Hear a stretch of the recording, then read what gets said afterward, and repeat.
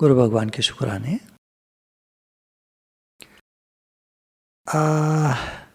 हमारा जीवन कैसा हो, आप बताइए। आप अपना जीवन कैसा चाहते हैं? त्यागमय जीवन चाहते हैं या भोगमय जीवन चाहते हैं? भोग में मतलब जिसमें खूब सामान हो, पैसा हो, बड़ा घर हो, गाड़ी हो, सुंदर पदार्थ हो, ये भी सुंदर वो भी सुंदर, सब चीज़ बढ़िया बढ़िया बढ़िया और खूब हो, कोई कमी ना हो किसी भी बात की। या त्यागी जीवन? त्यागी जीवन मतलब त्यागी जी नहीं, त्यागी जीवन। त्यागी जीवन मतलब जिसमें अगर कोई कमी है तो हमें कोई दिक्कत नहीं है। यदि कोई कमी है जीवन में तो कोई प्रॉब्लम नहीं है, ठीक है, क्या हो गया, सबके पास सब कुछ तो होता नहीं। तो अगर कोई कमी है, गुरु भगवान के शुक्राने, भगवान जी के शुक्राने हैं कि हमको उन्होंने इस लायक समझा कि हम कम में भी जी सकते हैं। पहाड़ों पे लोग रहते हैं, देखिए, उनको रात में लाइट नहीं होती, उनके पास अक्सर गैस वगैरह नहीं होती, चूल्हे लकड़ी से काम करते हैं आज दिन तक। बरसात हो गई तो उनकी फसल पैदा होगी, बरसात नहीं हुई तो फसल नहीं होगी आज भी, क्योंकि पहाड़ों पे पंप तो है नहीं कि वो लिया और मोटर पंप चलाया और अपना खेतों को सींच दिया। या कुएं हैं वहाँ, कुएं तो होते नहीं वहाँ, कुआं कहाँ खोदेंगे पहाड़ पर। बहुत कमियों में रहते हैं वो लोग, बहुत त्याग में जीवन होता है उनका, बहुत संतोषी होते हैं, बहुत संयमी होते हैं और बहुत सुखी होते हैं। हो सकता है आप ये कहें सुखी कैसे होते हैं, तो मैं आपको एक्सप्लेन तो नहीं कर पाऊंगा, लेकिन ये है उनके चेहरों को आप देखिए, वो बहुत संतोषी और सुखी महसूस होंगे आपको। तो त्याग में जीवन सुख देता है, आनंद देता है, अंदर की खुशी देता है, अंदर की इंटरनल हैप्पीनेस, अंदरूनी शांति। तो त्याग में जीवन या भोग में जीवन, चॉइस हमारी है। आइए चलिए सुनते हैं।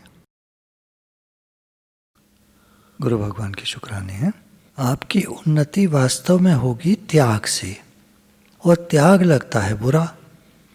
त्याग औरों में तो अच्छा लगता है, संत महात्मा त्यागी हों, हमारे टीचर जी बचपन में हुआ करते थे, इतना बढ़िया पढ़ाते थे, महान त्यागी थे, सादा कुर्ता पजामा में सफ़ेद मैला सा उसमें रहते थे, कोई धन संग्रह नहीं, कोई बड़ा मकान नहीं, जीवन में उनकी तपस्या थी, केवल बच्चों की पढ़ाई उनका मेन उद्देश्य थी और उसी में उनको आनंद आता था। बच्चे अच्छे नंबरों में पास होते थे तो खुश होते थे। उनका जीवन त्यागमय था, कितना सुंदर था। पर हम त्यागी हो जाएं, ये अच्छा नहीं लगता। त्याग औरों का देखना चाहते हैं, परंतु त्याग हम करेंगे ये नहीं। क्यों नहीं? क्योंकि भोग और संग्रह की इच्छा है। देखो, त्याग की जो बात चलती है ना, तो साधकों के लिए क्या त्याग है ये भी विचार करना चाहिए। एक तो होते हैं गृहस्थी जो आते हैं सत्संग में, उनके लिए क्या त्याग है, साधकों के लिए क्या त्याग है, गुरु जी के जीवन में क्या त्याग होना चाहिए, और सन्यासी का क्या त्याग है। इसका अलग अलग है ना विवेचन, विश्लेषण किया जाए, क्योंकि अगर मिला दोगे तो आप परेशान हो जाओगे। हम क्या करें, हम क्या त्याग करें? हम तो वो त्याग नहीं कर सकते जो ऋषि मुनियों ने किया। हर एक का अलग त्याग होता है। अब उसका विचार करना चाहिए, उसका विचार करके और फिर जीवन में त्याग को लाना चाहिए। धन मिल जाए, सुख भोग मिल जाए, ये दो इच्छा जब तक रहेंगी तब तक बातें धारण नहीं होंगी। आप सत्संग सीख लोगे, याद कर लोगे, दूसरा पूछे तो बता दोगे, पर जीवन में नहीं आवेगा। ऐश्वर्य भोग की इच्छा न हो तो जीवन बदल जाएगा। अब हम जो ग्रस्त में, मानो हम लोग ग्रस्त में हैं और सत्संग में हैं, हमारे लिए क्या हुआ? ऐश्वर्य और भोग की इच्छा का त्याग है।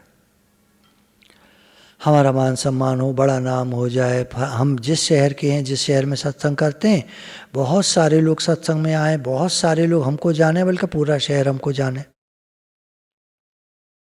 ऐसे नहीं। त्यागमय जीवन, कोई जाने न जाने, हमको तो सत्संग करना है, अपना कल्याण करना है। लोग अच्छा कह देंगे तो क्या फायदा हो जाएगा। आज लोगों में हमारी इज्जत हो जाए, अब घर में तो पोल है, लड़ाई झगड़े लगे पड़े हैं, घर में प्रेम नहीं है, लोगों को मालूम ना हो ये बात। अब झूठी इज्जत चाहते हो तो ये वास्तविक इज्जत कैसे होगी। हम सुनाते हैं अच्छा है तो लोग अच्छा कहें ये इच्छा रहती है मन में। हम सत्संग करते हैं, हम सुनाते हैं, लोग हमें अच्छा कहें ये मन में इच्छा रहती है, तो सत्संग की बातें धारण नहीं होंगी। लोग बुरा कहें अच्छा कहें क्या फर्क पड़ता है। जीवन हमारा अच्छा हो। तेरे भावे जो करो भलो बुरो संसार, नारायण तो बैठ के अपना भवन बुहार। संसार तो बढ़िया कहे भला कहे बुरा कहे कोई फर्क नहीं पड़ता, हमारा घर साफ है बस। हमारा आचरण, हमारे भाव, मेन तो हमारे भाव होते हैं, हमारा भगवान के प्रति प्रेम होता है, ये साफ सुथरा है, और हमारे जीवन में कोई पाप का आचरण नहीं है। पाप का आचरण मेन क्या है, किसी को दुख देना, किसी को परेशान करना, किसी को बुरी तरह, मतलब हमारे हित के लिए किसी को बुरी तरह करना, उसके सीखने के लिए या उसके उन्नति के लिए उसको डांटना, तो ये तो गुरु करते हैं। पर हम भी अगर किसी की उन्नति के लिए कुछ कह रहे हैं तो ठीक है, अवनति के लिए कह रहे हैं और हमारा हित हो रहा है, हम किसी को डांट फटकार करके पैसा निकाल ले रहे हैं या अपना फ़ायदा निकाल ले रहे हैं, तो ये हमारे कर्म बनेंगे। हमारे अंदर जोरदार लालसा हो जाए कि सत्संग हमारे जीवन में लगे तो उद्धार हो जाएगा। भूख लगने पर रूखी सूखी रोटी भी शक्ति देती है, और भूख नहीं हो तो बढ़िया से बढ़िया भोजन भी शक्ति नहीं देता। बातें सुनने पर भी काम नहीं आती, दो चीज़ हैं, एक संग्रह की इच्छा, एक सुख भोग की इच्छा। तो सत्संग की बातें काम कैसे आएंगी। अपना कल्याण हो जाए ये निर्णय नहीं है, ये निश्चय नहीं है, ये भावना नहीं है।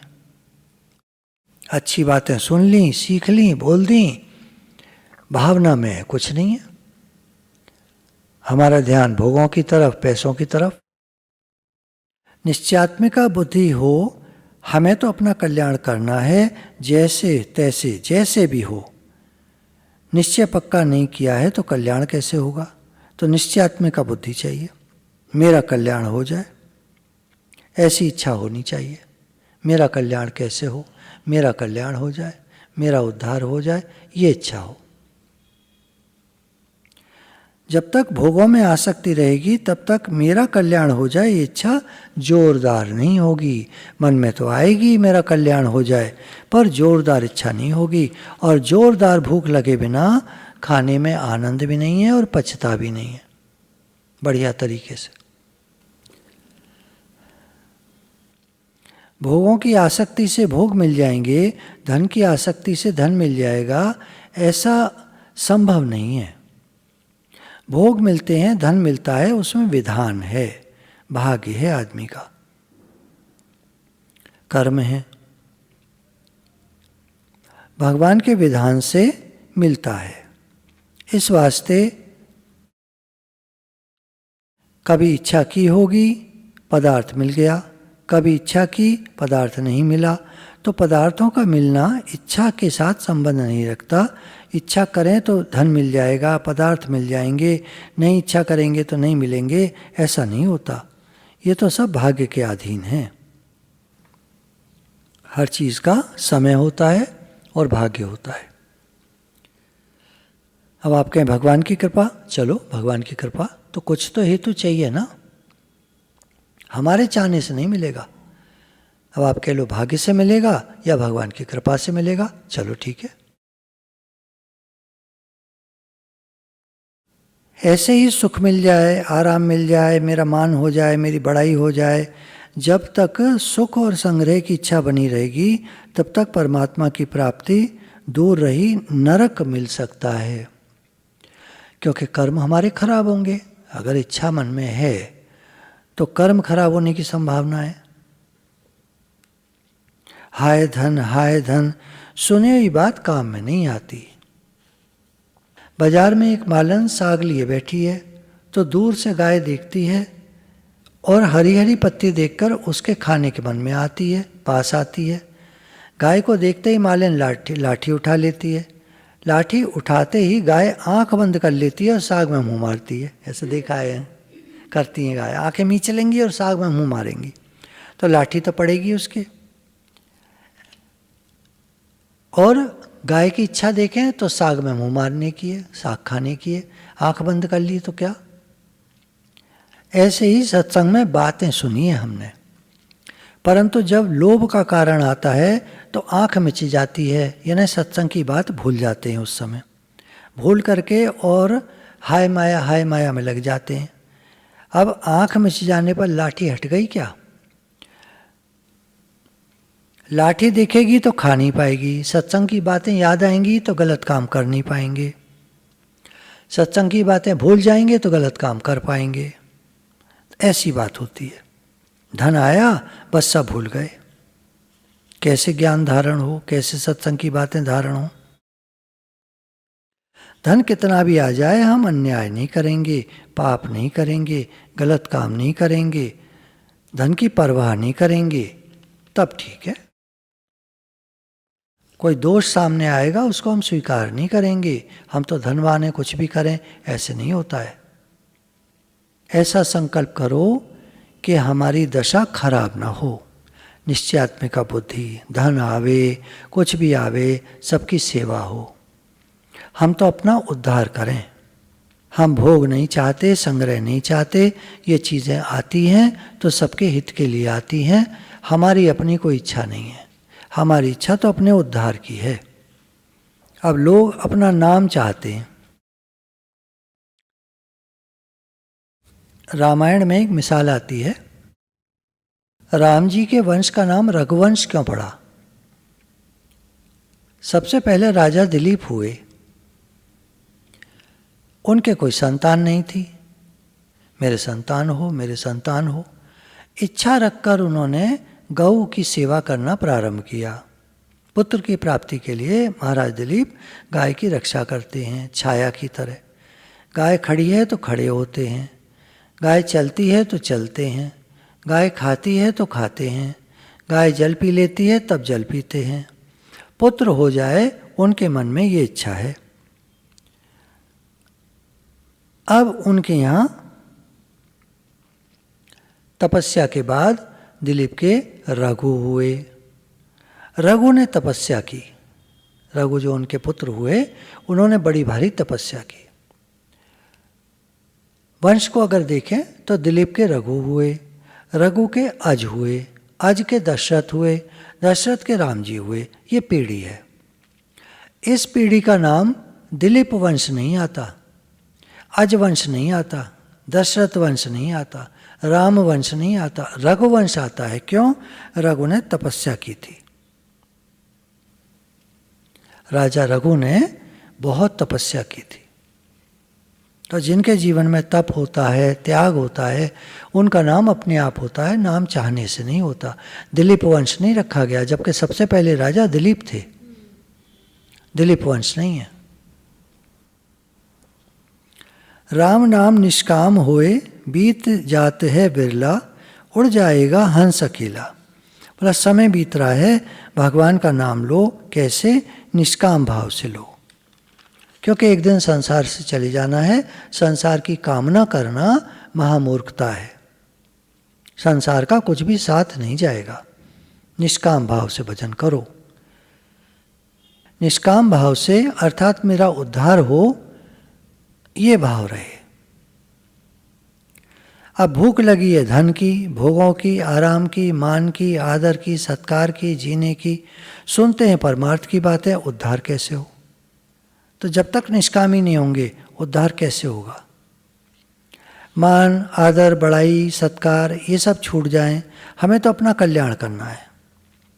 यदि आप सच्चे हृदय से भगवान में लग जाओ तो आपको धन की कमी नहीं रहेगी, मान की कमी नहीं रहेगी, बड़ाई की कमी नहीं रहेगी, आराम की कमी नहीं रहेगी। संसार के भोग और पदार्थ, रुपए पैसे आदि आपके पीछे दौड़ेंगे सफल होने के लिए। अब आपको विश्वास हो ये है। हमने ऐसे महात्मा देखे हैं जिनके पास सब कुछ है, स्वयं निर्लेप न्यारे रहकर सत्संग करते हैं, स्वयं उनकी आसक्ति नहीं है किसी भी।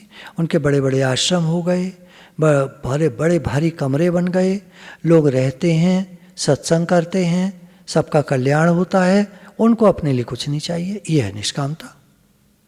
धन चाहने से धन नहीं मिलता, धन की चाहना छोड़ दो, सेवा करो, धन अपने आप आता है। आपके जीवन में त्याग होगा, त्याग से तत्काल नया प्रारब्ध बनता है। आपके प्रारब्ध में न भी होगा तो धन आएगा। क्यों? वो सेवा कराएगा। आज एक बात सुन रहे थे, गीता प्रेस गोरखपुर के जो संस्थापक हुए हैं जयदयाल जी गोविंदका जी, तो उनके भाई थे किशन लाल। तो किशन लाल कहते थे कि भाई जी आप जो है लोगों से पैसा क्यों लेते हो, सबके हित में लगाने के लिए आप लोगों से पैसा क्यों लेते हो, हमारे पास बहुत पैसा है, पर्याप्त पैसा है, अपना पैसा लगाएं हम। तो एक कोई सज्जन थे जिन्होंने अनुभव लिखा है, तो उन्होंने लिखा कि मैंने अलग से पूछा सेठ जी से कि सेठ जी आपके भाई ये कहते हैं हमारे पास पर्याप्त धन है, आप किसी से क्यों लेते हैं, सबके हित में लगाने के लिए आप अपना पैसा लगाओ। तो बोले मेरे पास नहीं है पैसा, भाई के पास है। तो वो ये कहता है मेरा पैसा लगा दो सबके हित में, अच्छी बात कहता है, पर मेरे लिए भाई का पैसा और सबका पैसा एक ही बात है। मेरे लिए भाई का पैसा अलग और उनका पैसा अलग नहीं है। देखो दृष्टि कैसी। एक संत की क्या दृष्टि होती है, उनके संत की दृष्टि में सबका पैसा एक सा है, सबके काम आए, सबके हित में आए, सबके हित में लगे। उनका ये नहीं है ध्यान या ये भाव नहीं है कि मेरे भाई का पैसा के फलाने का पैसा। बोले सबका पैसा मेरा ही पैसा तो है, या सबका पैसा भगवान का ही पैसा तो है, सबके हित में लगे। मेरा और तेरा क्या करना। भगवान को चाहने पर धन और भोग मिलते हैं, ये रीति है संसार की। माया का ऐसा खेल है कि जो भजन करता है उसको धन और भोग स्वतः देती है। अब वो न स्वीकार करें वो उनकी मर्जी है। कितने संत देखे गए गरीबी में, पूछा गया भाई संत गरीब क्यों होते हैं, संत गरीब नहीं होते। संत के पास तो माया भर भर के आती है, वो स्वीकार नहीं करते। कुछ संत स्वीकार करते हैं तो वो सबकी सेवा में लगा देते हैं, ये अपनी अपनी चॉइस है। हम नहीं कह सकते इन संत जी की ये गरीब क्यों हैं, इनके पास इतना पैसा क्यों है, ये क्या बात हुई भगवान की। फलाने महात्मा जी को तो कितने बड़े बड़े आश्रम हैं इनके, और ये महात्मा जी हैं पकड़ी बैठे हैं। ये अपनी चॉइस होती है, भगवान कुछ नहीं कर रहे इसमें। एक स्वीकार नहीं करते, एक स्वीकार करके सबकी सेवा में लगा देते। भगवान को चाहने पर धन और भोग मिलते हैं, भोग और धन को चाहने पर भगवान नहीं मिलते। भोग और धन चाहेंगे तो भगवान नहीं मिलेंगे, पर भगवान को चाहेंगे तो भोग और धन अपने आप आएंगे। जैसे हम यहाँ से बद्रीनाथ जावें तो बीच में बहुत सारे बगीचे पड़ेंगे, और बगीचे जावें तो बद्रीनाथ आ जाएगा।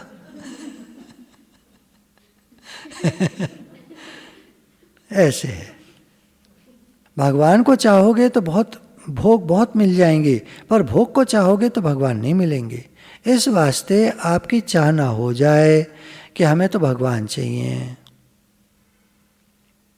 परवाह नहीं, दरिद्रता भोग लेंगे, दुख भोग लेंगे, संताप भोग लेंगे, परंतु अपना कल्याण होना चाहिए। तो असली भीतर में चाहना कम होती है, इसलिए हम बढ़ नहीं पाते। जितना धारण करते हैं उतना फर्क भी पड़ता है, आचरण में भी फर्क पड़ता है, परंतु जैसा होना चाहिए वैसा नहीं होता। क्यों?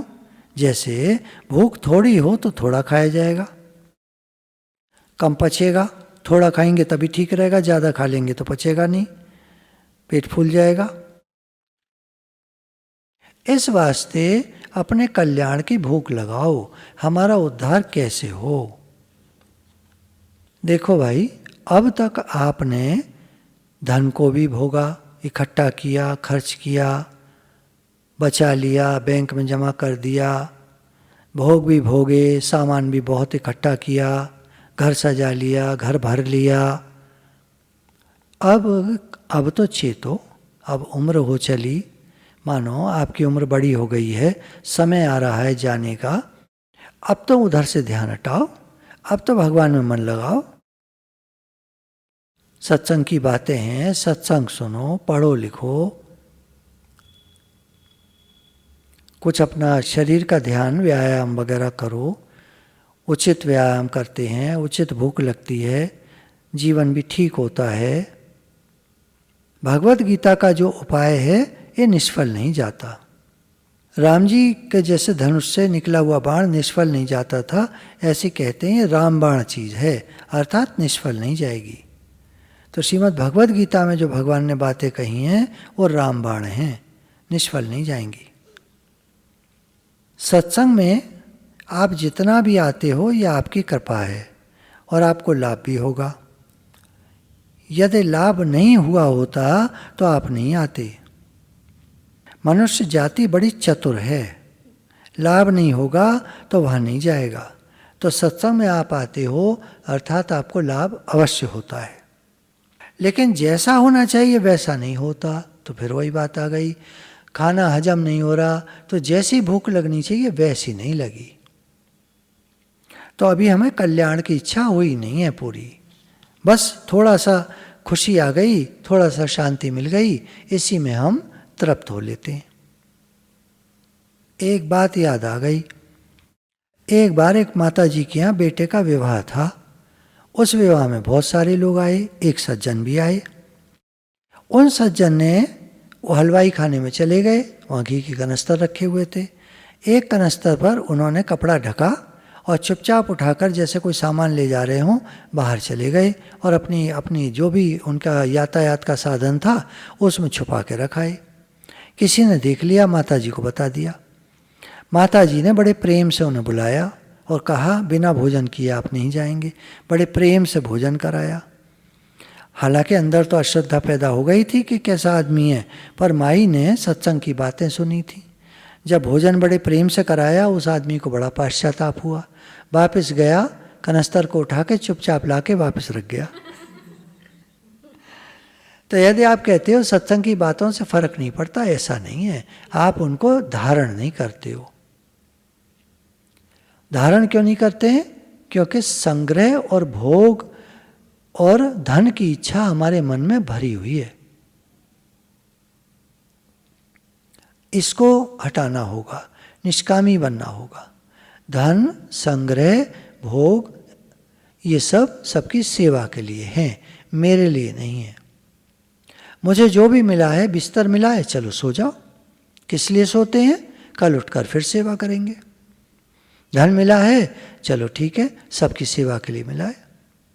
सामान मिला है, अपने लिए थोड़ा रखकर बस, बाकी सबकी सेवा के लिए। फर्क पड़ने वालों पर फर्क पड़ता है। आप साधक संजीवनी आदरपूर्वक पढ़ो, समझ समझ कर पढ़ो। फर्क पड़े बिना रहेगा नहीं, अवश्य पड़ेगा, इसमें संदेह नहीं है, आपकी जोरदार इच्छा हो। जोरदार इच्छा न भी हो तो भी असर पड़ता है, थोड़ा तो पड़ता ही है। तो महाराज आप कृपा करो, इतनी दूर दूर से आते हैं सत्संग में, गीता पढ़ो, भक्तों के चरित्र पढ़ो, असर अवश्य पड़ेगा, आपको लाभ अवश्य होगा। एक बात आप ध्यान देकर सुनना और कृपा करके काम में लाना। आप रोजाना घंटा डेढ़ घंटा ऐसा समय निकालो कि जो समय आपको आराम से मिल सके और उसमें बैठकर आप पढ़ सको, चाहे रात में, चाहे सुबह, चाहे शाम, चाहे दिन में, जब मर्जी हो। भक्तों के चरित्र पढ़ो। भक्तों के चरित्र पढ़ते पढ़ते कभी ऐसा होता है कि हृदय गदगद हो जाता है, आँखों से आंसू आने लगते हैं। भक्तों की लीला और भगवान की कृपा बड़ी प्यारी लगती है, मन पर असर पड़ता है। भक्तों के चरित्र पढ़ते पढ़ते ऐसा असर पड़े तो पुस्तक को रख दो और भगवान से प्रार्थना शुरू कर दो। एकांत में बैठो, ना आपको कोई देखे ना आप किसी को देखो, मुख्य दरवाजा बंद कर दो, बारी बारी से प्रार्थना करो और उसमें मन लगाओ। मन लगा रहे तो ठीक है, नहीं तो नाम जप करो, कीर्तन करो, प्रार्थना करो। मन से भगवान से कहो जो आप कहना चाहते हो। कहते कहते आंखें सूख जाएं, आंसू नहीं आए, वो भाव नहीं रहा जो शुरू में बना था, तो 1-2 पन्ना पीछे से पढ़ो। फिर से पीछे से पढ़ते पढ़ते वहाँ आते ही ऐसा भाव फिर हो जाए तो पुस्तक रख दो और प्रार्थना करो। ये साधन है। घंटा 1.5 घंटा रोजाना करो, देखो असर पड़ता है कि नहीं, करके देख लो। स्तुति पढ़ो, रामायण पढ़ो, भगवान के चरित्र पढ़ो। पढ़ते पढ़ते हृदय गदगद हो जाए, उस समय पुस्तक बंद कर दो और फिर प्रार्थना करो। भगवान से कहना शुरू कर दो अपने मन की बात। नाम जप कर लो, कीर्तन सुना दो, फिर पढ़ना शुरू कर दो। घंटा 1.5 घंटा रोजाना समय लगाओ, अवश्य फर्क पड़ेगा। अब करते नहीं हो तो क्या करें बताओ। कहते सो करते नहीं, मुंह के बड़े लबार, काला मुंडा होएगा साहिब के दरबार। बातें तो लोग बहुत करते हैं पर उतना क्रिया में नहीं लाते। जैसे बात चलती है कि रोज समय निकालकर एकांत में थोड़ी देर बैठना चाहिए। लोग कहते हैं एकांत मिलता नहीं। अब एकांत नहीं मिलता, ये थोड़ा आश्चर्य की बात है। हाँ, आप ये कह सकते हो मन का एकांत नहीं मिलता। मन शोर मचाता रहता है, दिन भर में एकांत न मिले ऐसा नहीं होता, मिलेगा। पर मन जो शोर मचाता है वो आप कहते हो एकांत नहीं मिलता, वो ठीक है। क्या करें? मन से ध्यान हटाओ, मन में बात आ रही है, आने दो। कभी करके देखो। आप बैठ जाओ, 10 मिनट के लिए बैठ जाओ, 15 मिनट के लिए बैठ जाओ। अब मन में बात आ रही है, आने दो, देखते रहो देखते रहो। आप कहेंगे तो क्या हुआ, 15 मिनट बैठे, बातों को देखते रहे, मन में आती रही, उठे, हाँ ठीक बात है, क्या हुआ, क्या फ़र्क पड़ा, बेकार ही गया समय? नहीं। अब आप इसको 15 मिनट रोज करो। करते करते महीने में, 1.5 महीने में, 2 महीने में एक अंतर आएगा जब आपको ये समझ आने लगेगा कि मैं तो मैं हूँ और मन में आने वाली बातों को देखता हूँ। अब मैं हूँ को हम पहले से जोड़ दें, जो हम कहते आ रहे हैं मैं भगवान का हूँ, भगवान मेरे हैं। अब मैं तो हो गया आत्मा, भगवान का अंश, मैं भगवान का हूँ, भगवान मेरे हैं। अब मन में बातें आती हैं, ये हमको देखना आ गया। ये बहुत बड़ी बात है, छोटी बात नहीं है। मन को देखना आ गया। अब जैसे कह रहे हैं, पुस्तक पढ़ी, भाव बना, उसी भाव में बैठे रहो, आंसू आए आने दो। जैसे भाव बनने से मतलब है, भगवान से प्रार्थना करो, बातें करो, तो फर्क पड़ेगा। जीवन में अवश्य फर्क पड़ेगा। जैसा पहले था वैसा नहीं रहेगा, अच्छा हो जाएगा। आप करके देखो, बड़ा बढ़िया साधन है, सरल है, कठिन नहीं है। अच्छा, कोई कहे ऐसा कपड़ा पहनो, वैसा कपड़ा पहनो, इतनी रोटी खाओ, इतनी मत खाओ, इतनी तपस्या करो, तो ठीक रहेगा क्या? यहाँ आपको कुछ नहीं करना है, जैसे हो वैसे ही रहो। आप जिस घर में हो उसी में रहो, जैसा व्यापार करते हो वैसे ही करो। बस कहा जाएगा तो आसक्ति मत करो, जैसे हो वैसे ही रहो और साधना आरंभ कर दो। हाँ, अब दूसरी तरफ देखें तो ये बात अवश्य है, निगेटिविटी जीवन में ना हो, उसके लिए अन्याय मत करो, पाप मत करो। आप पर अवश्य जीवन में अवश्य असर पड़ेगा। आप करके देखो, घंटा 1.5 घंटा रोजाना समय निकालो, दिन में, रात में, सुबह शाम, जब मिल जाए करके देखो। बिगड़ी जन्म अनेक की, सुधरे अभी आज, होए राम को नाम जप, तुलसी तज को समाज। अनेक जन्मों की बिगड़ी अभी सुधर सकती है, अभी। मैं शरीर नहीं हूँ, शरीर निरंतर बदल रहा है, मैं नहीं बदलता, बदलने वाले को मैं देखने वाला हूँ। देखने वाला दिखने वाली चीज़ से अलग होता है, नियम है। अब जो देख रहा है उसको दिख रहा है कि शरीर बदल रहा है। अभी नहीं दिखेगा 1 मिनट में, पर आप बचपन से अब तक का निगाह डालो, नज़र डालो, तो आपको दिखेगा बचपन में मैं कैसा था शरीर, अब कैसा हो गया। शरीर लगातार बदल रहा है, बदल गया, पर मैं स्वयं जो था वो तब भी और अब भी मैं स्वयं वही हूँ, मैं नहीं बदलता। बुढ़ापा आ जाएगा, मृत्यु का समय आ जाएगा, पर मैं स्वयं वही रहूँगा, ये आप देख लेना।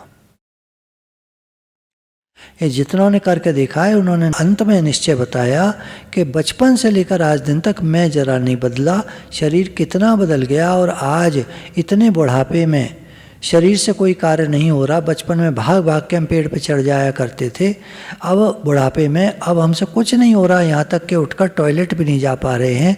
तो शरीर की तो ये हालत है, परंतु मैं स्वयं वही हूँ, ये निश्चय सबका रहता है।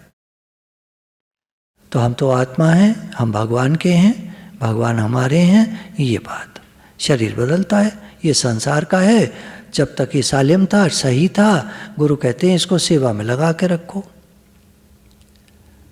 हमारी एक 70-72 साल की मौसी जी हैं, वो अभी तक घर का पूरा काम करती हैं और शरीर एकदम चल फिर रहा है। एक बार हड्डी भी टूट गई हाथ की पूरी तरह से, लंग्स भी थोड़े डैमेज हो गए, काफ़ी दिक्कत है सांस लेने में। उनको पहले से तकलीफ थी जब हम बचपन में जाया करते थे, और तब से अब 72 साल की हो गई और अभी भी चल फिर रहा है शरीर, काम कर रही हैं 75 साल की।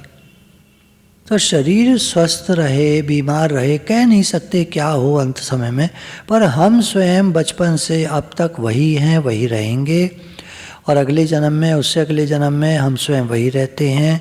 100 जन्म पहले की याद आ जाए तो हम बता देंगे तब हम क्या थे। बहुत से लोग बता देते हैं। हमारे ही सत्संग में कई लोगों ने कई जन्म देखे अपने पुराने, 70, 80, 100 जन्म तक देख लिए लोगों ने। तब हम ये थे, तब हम ये थे, तब हम ये थे। कितने ही जन्म वो रोज देख देख के बताते रहे। मैं तो गवाह हूँ उसका। मैं जानता हूँ उन लोगों को जिन्होंने 100-100 जन्म देख लिए और बताते रहे अपने जन्म। रोज रोज बताते थे, आज ये जन्म देखा, आज वो देखा, आज हम पंडित हैं, आज हम ये हैं, आज हम मोटे हैं, अब की बार हम पतले थे, अब की बार स्त्री थे, अब की बार पुरुष थे। अपने को बच्चा रूप से देखा, अपने को कभी तिब्बत में देखा, कभी अमेरिका में देखा, कभी पानी के जहाज पर देखा, कभी कहीं, कभी कहीं, कभी कहीं। कितना बदलता रहा शरीर, पर हम स्वयं वही रहते। तो ये प्रमाणित करता है कि हम भगवान के हैं। ईश्वर अंश जीव अविनाशी, चेतन अमल सहज सुख राशि। ईश्वर का अंश है जीव और जरा नहीं बदलता।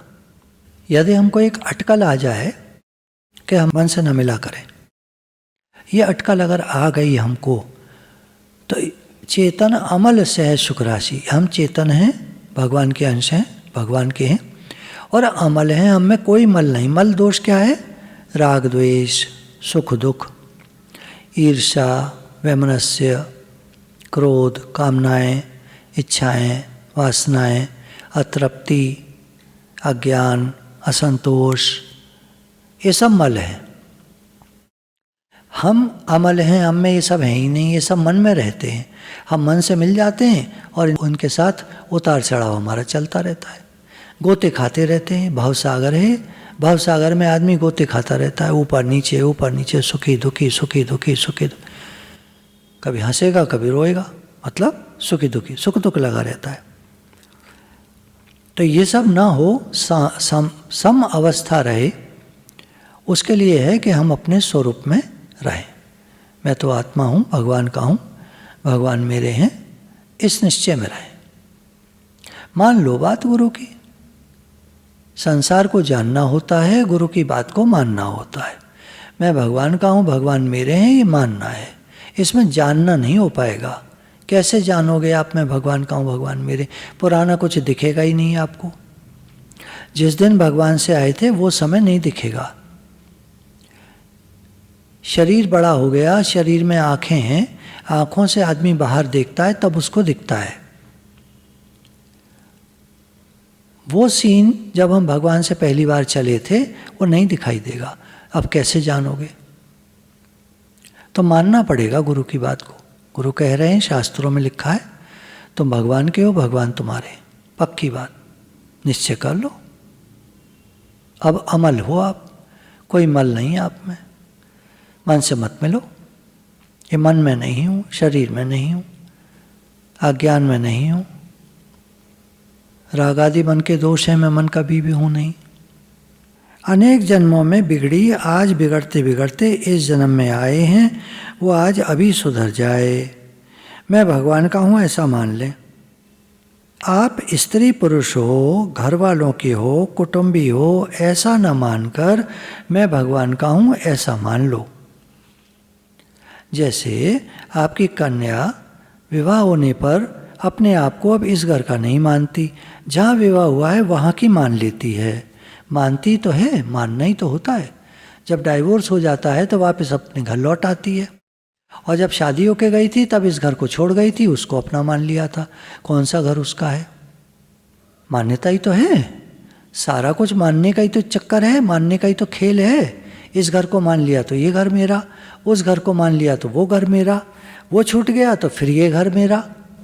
कौन सा घर मेरा? मान्यता है, सिर्फ मानना होता है।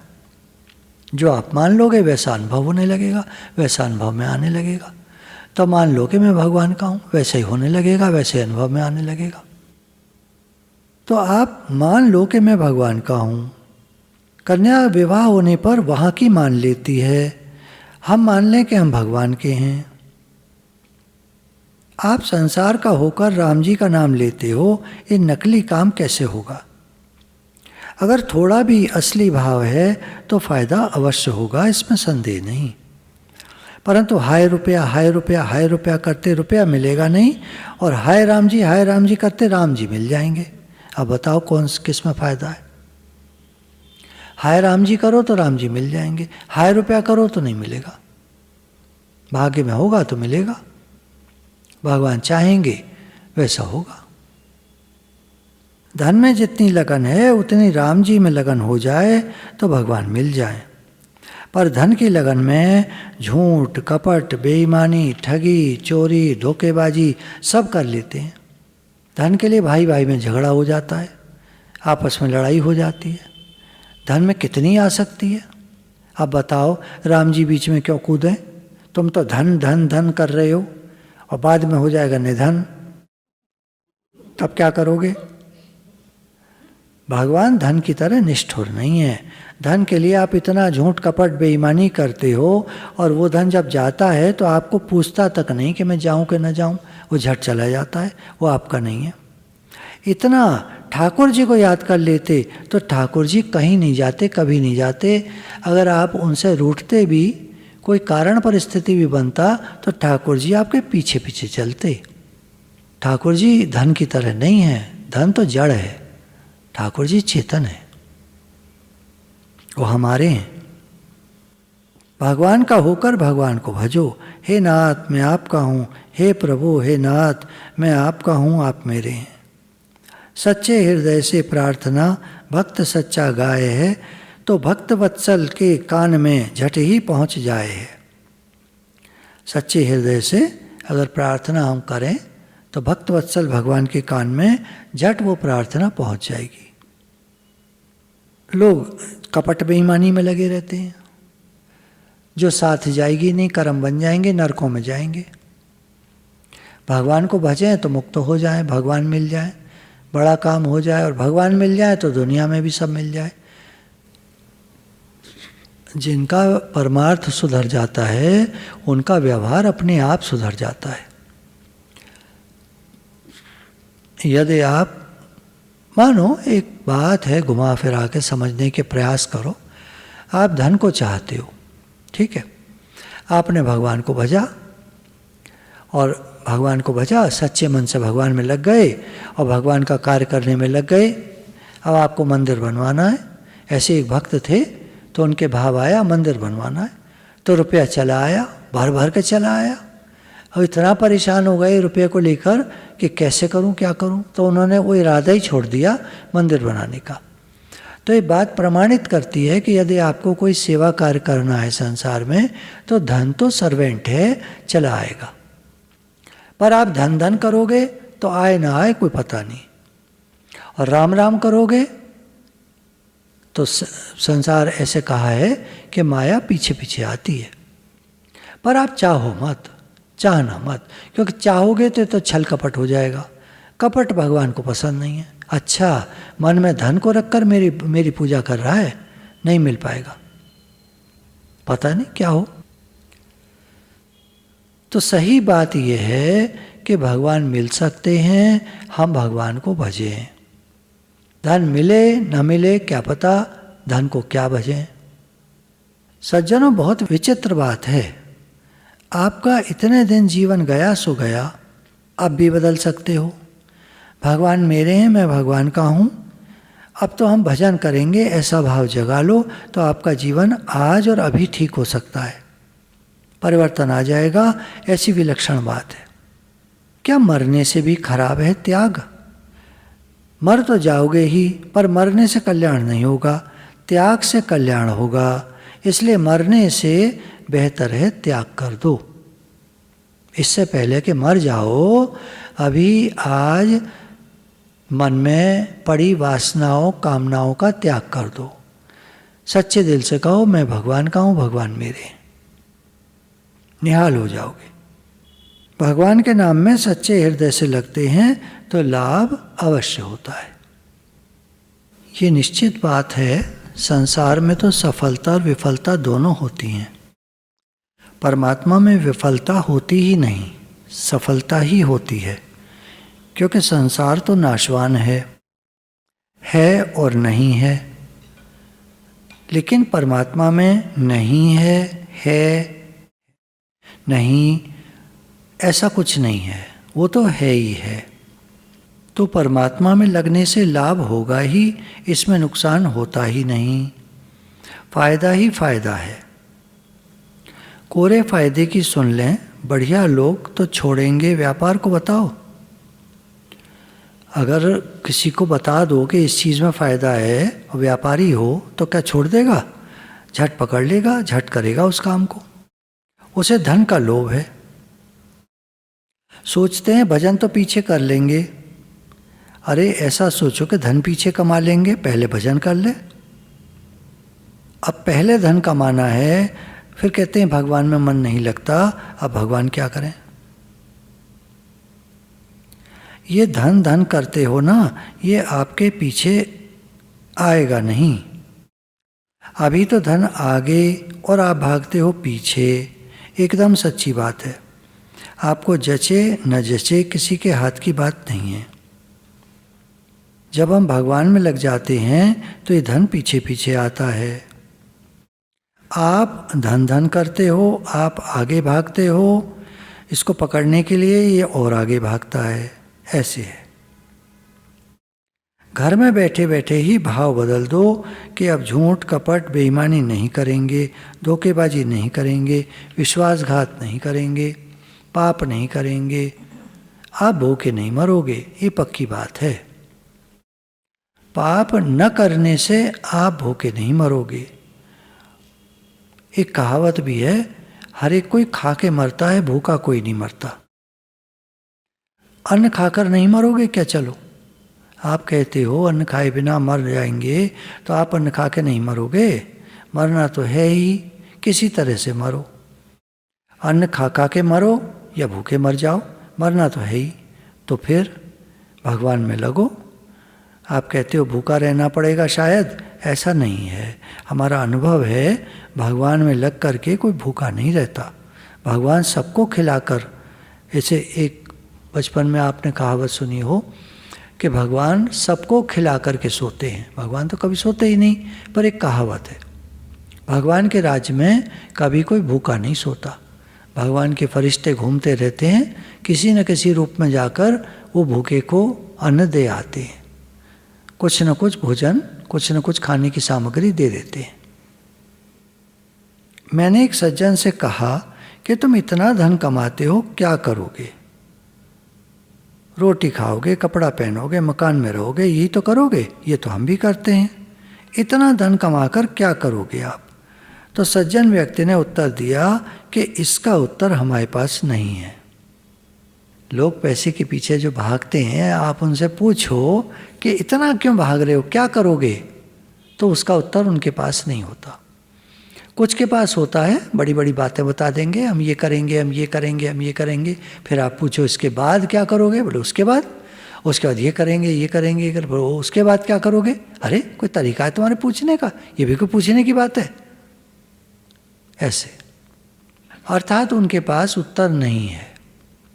आप सच्चे हृदय से भगवान में लग जाओ, आपको रोटी अवश्य मिलेगी। भगवान देते हैं। साधु सन्यासियों को देखो, कोई वस्तु उनके पास में नहीं, कोई विशेष महत्व की जो आप समझते हो या महंगी कोई वस्तु उनके पास नहीं, पर रोटी मिलती है, कपड़ा मिलता है, रहने को मिलता है, कहीं जाना हो तो टिकट मिलती है, पढ़ने को पुस्तक मिलती है, सब आराम मिलता है। तो जो भाग्य में लिखा है वो आपको मिलेगा। आप खूब कमा कमा के उसको वस्तु को रखो या बिना कमाए आपके पास वस्तु आ जाए। किसी को धन का प्रारब्ध होता है, उसके पास धन बहुत होता है, परंतु खाने का प्रारब्ध नहीं होता, वो खा कुछ नहीं पाता, जरा जरा सा खाएगा और दवाइयाँ खाएगा। किसी को खाने का भोग का प्रारब्ध होता है, जहाँ देखो जाता है, खूब खाने को मिलता है, जो उसको दे दो सब खा जाएगा, ना उसका कभी पेट खराब होता, ना उसे कोई परेशानी होती, ना उसका पेट फूलता, ना उसको कोलेस्ट्रॉल हाई होता, ना उसको हार्ट प्रॉब्लम होती। अमीर आदमी बेचारा कुछ ज़्यादा खाता नहीं, बहुत सिंपल फूड खाता है, तला भुना खा नहीं सकता, फल मेवा ज़्यादा खा नहीं सकता, हल्का फुल्का भोजन लेता है, तब भी हार्ट प्रॉब्लम हो जाती है। ऐसे तो जो आपके भाग्य में लिखा है वो अवश्य मिल जाएगा। भोजन लिखा है तो मिलेगा। किसी को बुखार चढ़ने वाला हो, वो सोचे कि मेरे को न चढ़े दूसरे को चढ़ जाए, तो क्या चढ़ जाएगा, उसका बुखार उसी को चढ़ेगा। तो जिसको जो मिलना है उसको वो मिलता है। प्रारब्ध पहले रचा पीछे रचा शरीर, तुलसी चिंता क्यों करे भजले श्री रघुवीर। भजन कर लो, भाग्य बना पड़ा है, जैसा होगा वैसा होगा, तुम चिंता मत करो, भगवान का भजन करो। जब हमारा जन्म होता है तो पहले से ही माँ के दूध आ जाता है। आप यहाँ सत्संग के लिए आते हो, पहले पंडाल लगाया जाता है, हॉल बुक किया जाता है, उसकी सजावट होती है, गुरुजी का आसन लगता है, आपके लिए बिछावन होती है, तब आप आते हो। ऐसे आपका प्रारब्ध पहले बनता है, पीछे शरीर मिलता है। तो शरीर बिना प्रारब्ध है तो रोटी कपड़ा मिलेगा। थोड़ा कष्ट हो जाए तो क्या बात है, क्या परेशानी है, वैसे भी सुख दुख के दिन आते और जाते हैं, तब आप क्या कर लेते हो। हमारे एक साधु मित्र थे, उनकी घटना बताता हूँ। वो कहते थे कि देखता हूँ ठाकुर जी कैसे देते हैं, एक्सपेरिमेंट तो करके देखूँ। तो एक बार वो निकल गए आश्रम से, दूर कहीं जंगल की तरफ पहाड़ी साइड में निकल गए। बोले बैठूंगा नहीं कहीं, किसी से कुछ कहूँगा नहीं, भूख लगेगी मांगूंगा नहीं, भिक्षा नहीं मांगूंगा, देखता हूँ भगवान कैसे देते हैं। तो अब चल पड़े, कहीं बैठे नहीं, चलते जाएं। सामने गांव आए तो रास्ते से कट जाएं, निकल जाएं, दूर खेत की तरफ चले जाएं, पहाड़ी की तरफ चले जाएं, न बैठें न किधर देखें, चलते जाएं। आगे चलकर फिर रात होने लगी, शाम होने लगी। तो एक भेड़ बकरी वाला चरा रहा था, तो बोला बाबा जी इधर किधर जा रहे हो, यहाँ कोई गांव नहीं है आगे, रात कहाँ बिताओगे आप। तो उन्होंने कुछ नहीं सुना और आगे चलते गए। अब वो व्यक्ति वापस अपने गांव गया, उसको ध्यान आता है ये बाबा जी जो जा रहे थे इस रास्ते से, ये ज़रूर भूखे होंगे, ना कुछ मांग रहे ना कुछ बोला इन्होंने, तो ये कुछ भूखे होंगे। तो दूध लेकर के गाय का उसी रास्ते से पीछे निकल गया। थोड़ा दूर जाकर उसको बाबा जी, अब क्योंकि रात हो गई थी, तो पेड़ के नीचे बैठे मिले, जगे हुए थे तब।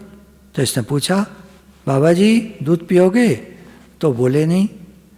वो पास में गया, बाबा जी भेड़ बकरी का नहीं है, गाय का है, आपके लिए लाया हूँ, गरम करवा के तैयार करके मीठा डाल के, बढ़िया दूध है बाबा जी पी लो। वो फिर चुप बैठे रहे। बोला बाबा जी पी लो, नहीं तो ज़बरदस्ती पिला दूंगा। तो बाबा जी ने उसके हाथ से वो जो मटकी थी वो ली और गटागट पी गए। 3 दिन से भूखे थे। 3 दिन से, क्योंकि मांगा नहीं था, भगवान भी परीक्षा लेते हैं कितना कितना भूखा रह सकता है। अब गटागट पी गए उसको, दूध को। कोई जान पहचान नहीं, कोई घर वाला नहीं, कोई जानने वाला नहीं, कुछ भी तो अपना नहीं, पर भगवान खिलाते हैं। तो ऐसी घटनाएं होती रहती हैं जिनसे प्रमाण मिलता है कि भगवान भक्तों का विशेष ध्यान रखते हैं। ठाकुर जी देते हैं, अचानक देते हैं। भाई मरोगे नहीं, आप भगवान में लग जाओ, और मर जाओ तो कितने भाग्य की बात है कि भगवान के लिए मर गए। मरना तो रोज होता है, लोग मर रहे हैं, जी रहे हैं। जिसने जन्म लिया है मरना तो पड़ेगा। एक भगवान के हो जाओ, सच्चाई के साथ काम करो। काम धंधा छोड़ दो, मैं ये कभी नहीं कहता। काम धंधा छोड़ दिया जाए, भगवान ने गीता में भी नहीं कहा। भगवान ने कहा अग्नि का त्याग करने वाला मैं सन्यासी नहीं मानता उसको। घर छोड़कर जाने वाले को मैं सन्यासी नहीं मानता। आप जहाँ हो, जैसे हो, वहीं भगवान के हो जाओ। काम करो, सेवा करो, अन्याय मत करो, चोरी ठगी बेईमानी मत करो, गलत काम मत करो। ये आवश्यक बात है। आपसे अच्छा काम ना हो सके कोई बात नहीं, बुरा काम मत करो। आप किसी को दान नहीं दे सको कोई बात नहीं, किसी से कड़वा मत बोलो। किसी को भी दुख मत दो, ये मेन बात है। बढ़िया काम कर सको ये हर एक के हाथ नहीं होता। हर एक के हाथ की बात नहीं है कि आप सबको दान चंदा दे सको, सब कुछ कर सको, सबके लिए कुछ कर सको, पर गलत काम ना करो, ये हर एक के हाथ में होता है। मैं कोई बुरा काम नहीं करूँगा, ये मेरे हाथ में है। मैं अच्छा काम करूँ, करने जाओ, मिले ना मिले, हो पाए ना हो पाए। जब सच्चाई से भगवान में लग जाते हैं, घर में रहते हुए ही भले लग जाओ, पाप नहीं करेंगे, अन्याय नहीं करेंगे, ठगाई नहीं करेंगे, धोखा नहीं देंगे, चोरी नहीं करेंगे, सच्चाई से धन कमा करके धन लेंगे हम। बाल बच्चे होंगे, आप सोचते हैं लड़की होगी तो उसकी शादी कैसे करेंगे, पैसा कहाँ से आएगा, सब अपना भाग्य लेकर आते हैं। आज मुझे याद आ रहा था, मेरी एक बड़ी बुआ जी की लड़की थी, तो वो जब पैदा हुई तो हमारे फूफा जी का कोई काम नहीं था। अचानक उनकी नौकरी लग गई गवर्नमेंट में, एडहॉक नौकरी। एडहॉक लग जाती हैं कभी, कोई जैसे होता है किसी के एवजी में लगा देते हैं, भाई ये कोई आदमी आ नहीं रहा तो लगा देते हैं, बाद में जब सिलेक्शन होगा तब देखेंगे। चांस की कुछ ऐसी बात रही है, भगवान की ऐसी बात रही है, लड़की के भाग्य की कुछ ऐसी बात रही, कैसे भी कहो, जब से वो जन्मी और जब तक उसकी शादी हुई फूफा जी की नौकरी लगी रही। अच्छा पैसा कमाया, शादी कर दी उसकी। उसके बाद उनकी नौकरी, जिस दिन उसकी शादी हुई उसी दिन उनकी नौकरी छूट गई।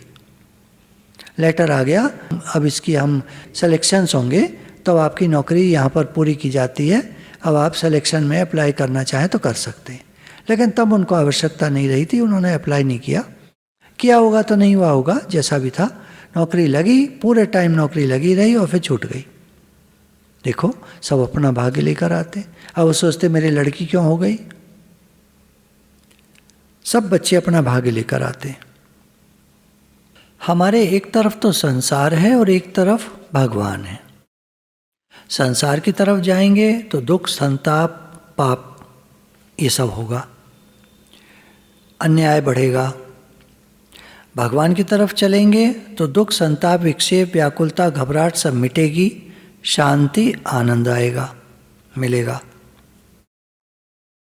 संसार की तरफ चलते हैं तो उसमें श्रम होता है, परिश्रम होता है।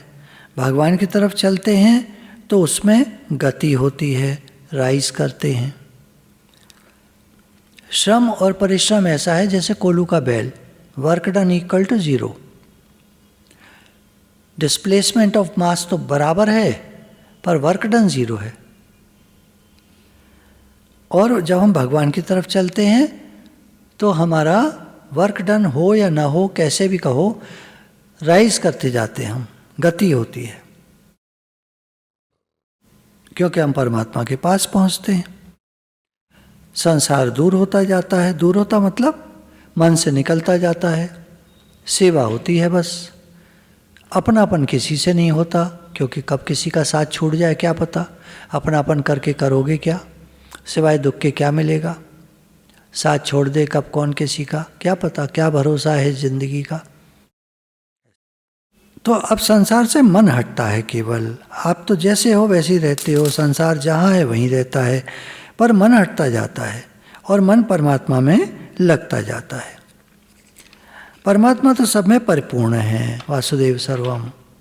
हमारा उद्देश्य परमात्मा की तरफ जब होता है तो संसार से हम ऊंचे उठते हैं। संसार की तरफ जब चलते हैं तो नीचे गिरते हैं। संसार से भी नीचे संसार हमारे ऊपर हो जाता है, क्योंकि जब हमें भोग लालसा, पैसे की इच्छा, तब पैसा हमारे सर पे चढ़ जाता है, अर्थात संसार ऊपर हो गया, हम उसके नीचे हो गए। परमात्मा की तरफ चलने से ये संसार हमारे नीचे हो जाता है, हम ऊपर हो जाते हैं। संसार की तरफ चलने में श्रम है, उद्योग है, प्रवृत्ति है। परमात्मा की तरफ चलने में उद्योग नहीं है, थकावट नहीं है, ये एक विलक्षण गति है। जब हम संसार की तरफ चलते हैं तो 84 लाख योनियों की तरफ चलते हैं, महान भयंकर नरकों की तरफ चलते हैं, परमात्मा से विमुख हो जाते हैं। और जब भगवान की तरफ चलते हैं, उनकी तरफ सम्मुख होते हैं, प्रकाश मिलता है, शांति मिलती है। संसार की तरफ दुख मिलता है, परमात्मा की तरफ सुख मिलता है। बहुत विलक्षण आनंद है। जो भाई बहन सत्संग करते हैं वे सत्संग की गहरी बातों को समझते हैं। नए लोग जो आते हैं वे इन बातों को समझ नहीं पाते।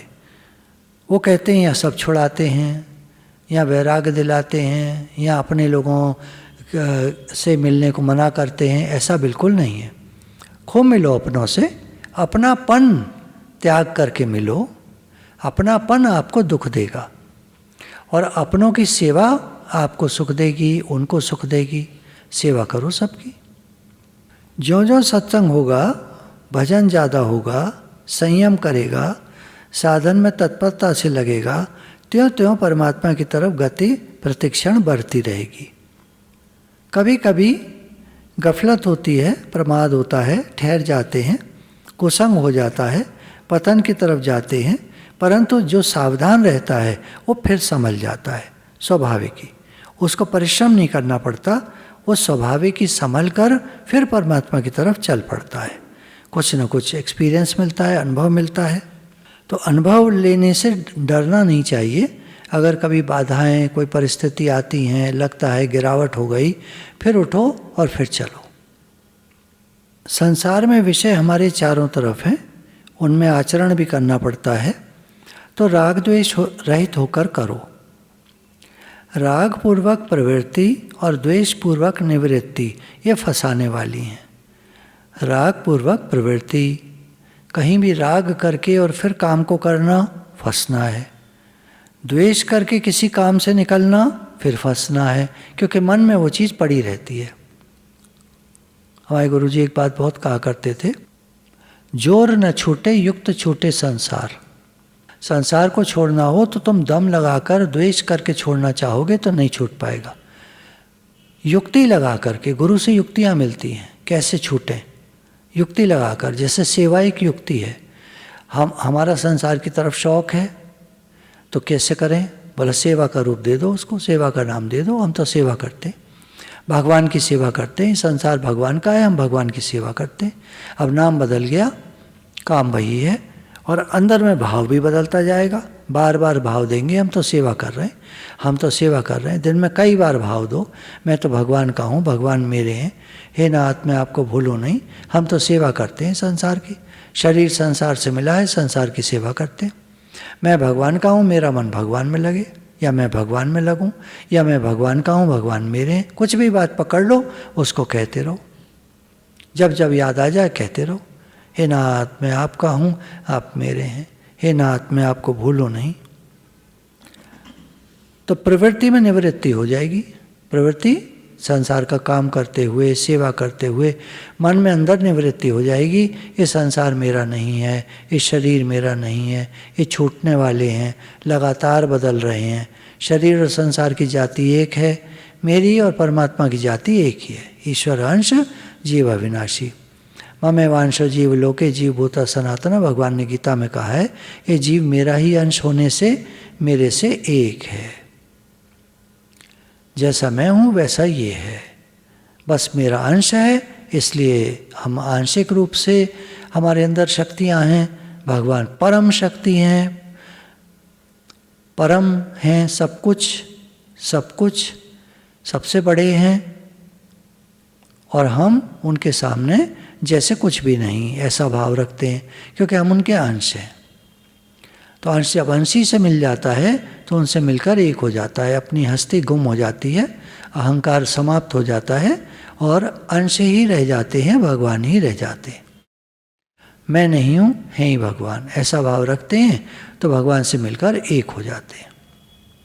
अब वो तो परम शक्तिशाली हैं, परम ऐश्वर्यवान हैं, परमेश्वर हैं, परम पिता, परम पूज्य।